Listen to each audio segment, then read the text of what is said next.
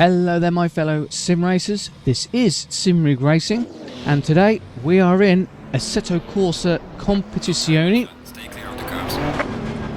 Why, I hear you all ask? Well, with the news that the totally bonkers and awesome Nordschleife is coming to ACC this April, I thought I would roll the clock back and take a look at the previous DLC pack that was introduced for ACC in the form of these GT2 cars and the awesome Red Bull Ring circuit. Now, I know these have been out for a little while now. I am a little bit late to the party, but I've seriously been missing out. These GT2 spec cars are an absolute blast to drive. They form part of the SRO Fanatec GT3 series, and they sit just below. So the GT3 is the top tier with all your, professional teams and drivers, and then just below is the GT2 cars. Let's just let the AI get sorted here. Car on the left. Clear on the left.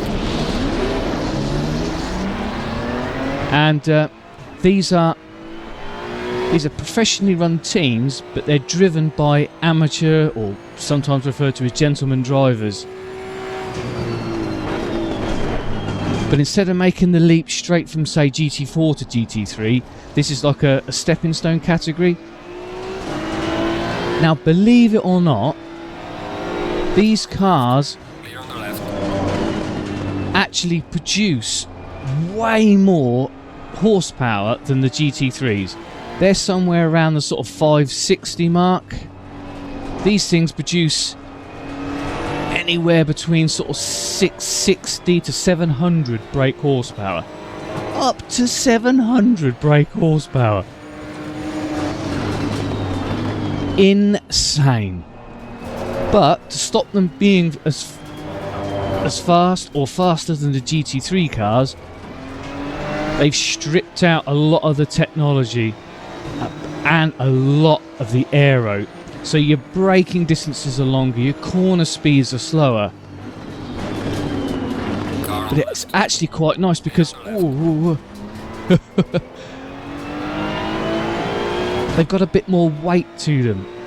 So weight transference is more predominant, it has more of an effect on how the cars handle. So they move about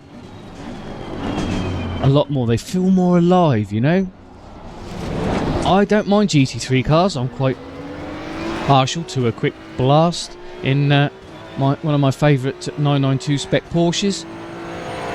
But there is something about the sports car categories in and around GT3s that are more they're more immersive, they're more involving, shall I say, to drive.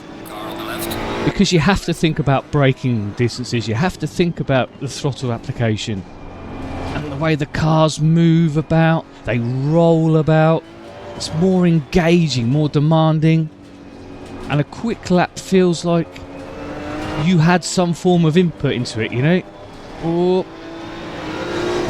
now, this is a fairly chunky DLC pack, got a good selection of manufacturers included. There's a couple of Porsches with the amazing 935. Clear on the left. Audi's in there, KTM's in there. This absolutely fantastic Maserati. As soon as I saw that on the list, it was the first car I gravitated towards. Because Assetto Corsa Competizione also has GT4 spec cars, and the Maserati in that is absolutely fantastic. It sounds awesome. Now this Maserati is a little bit muted, not quite as raw and rough and ready, but it does have a distinctive engine and exhaust note, especially compared to the Porsche. That's quite quiet. But you do like to know I do like to hear those ponies under the bonnet, you know? Clear on the left. You want to hear that 700 brake horsepower. Now, as for the handling, well, ACC, from their somewhat shaky start when it was released in early access, have really upped the game. And the last couple of builds, 1.8, 1.9, they've really pushed the tyre model and the contact patch model forward. And you combine it with a direct drive wheel. I'm lucky enough to be running a Asetek Prima 12 Newton meter, and the force feedback is very quick, very precise, and more importantly, very clean. So it's not, there's not too much, you know. You get told what you need to know, that's it. You know, you're not getting a lot of the gear shift changes, a lot of the engine vibration. No, they've sort of filtered a lot of that out. Clear on the left. So you've actually got...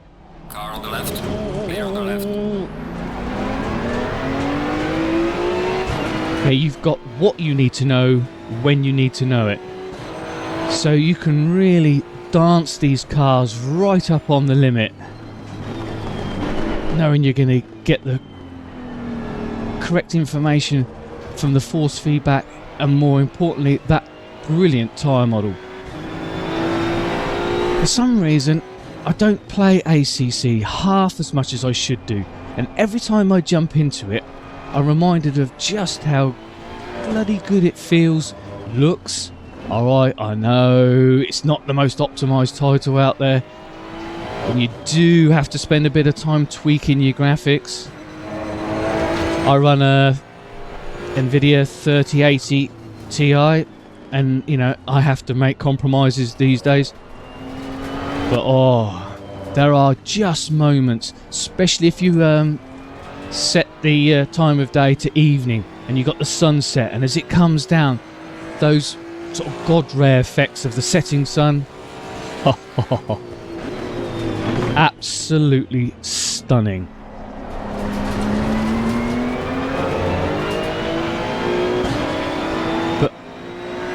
You know, the only drawback about these GT2 cars is it's just like the GT4 cars. Kunos spent ages crafting some beautiful cars that look great, sound fantastic, and have awesome handling, and then nobody will race them online. That's the problem. You can find a GT3 lobby 24/7, but unless somebody sort of sets them up as a league or does a bit of multi-class racing, trying to find a group of enthusiastic online drivers who want to tackle these GT2 cars on a consistent and regular basis is almost impossible. But it's not a complete loss, because as you can see, the AI are very good in this title. Look at that, we were side by side. It was a good, clean, realistic battle. Oh. So you can lean on the AI, you can race side by side with the AI. They won't just give you a corner. If they sniff an opportunity up on the inside, look at this guy here, he's blocking. Car on the left. You know, Car on the left. Clear on the left. Now how close was that without any silly twitchiness or the AI panicking and diving off or backing off? Actually, the AI for these GT2 cars is remarkably good.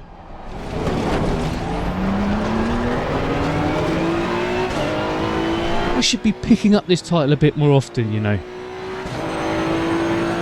And of course, a quick mention has to go to the Red Bull Ring track that was included. Oh, brake! Oh, takes a lot to slow these things down. Car on the left. Red Bull Ring doesn't have a lot of fans, it seems, but I think it's a great little circuit. and it suits such a multitude of different cars and classes. Give it a final push. I'll quite happily throw a tin top around here. A GT1 car, GT3. And I'll always enjoy myself if I can slow the... Ooh. See that? Brake too late. I shoved so much weight forward that the back went light. I was also carrying a little bit too much speed into the apex, and I could feel that the rear end was losing traction. But that was coming through the wheel, the force feedback, the physics model, and I was able to correct it. You know, take a slightly wider line, use the steering inputs to save the car, and I was able to, although it was slow, I stayed on track and I made it round. So, these cars, they look great, they sound great, they handle great, the AI will race you really well, and you get a chance to race around the Red Bull Ring.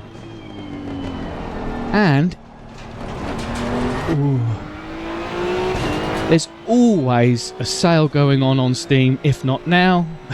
There'll be one, I think the spring sale has just come and gone, so there'll be a summer sale.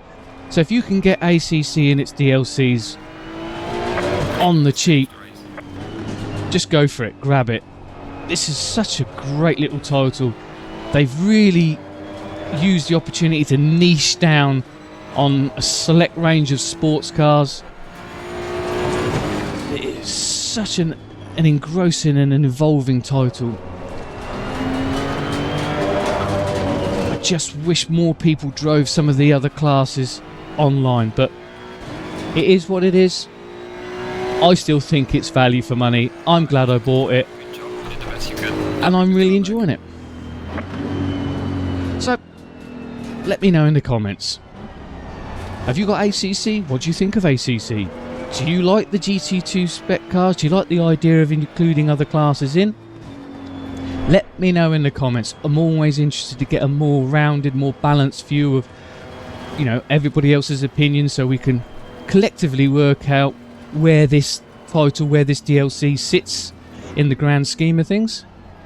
I hope you enjoyed the video. If you found it enjoyable and informative, hey, give us a little cheeky like.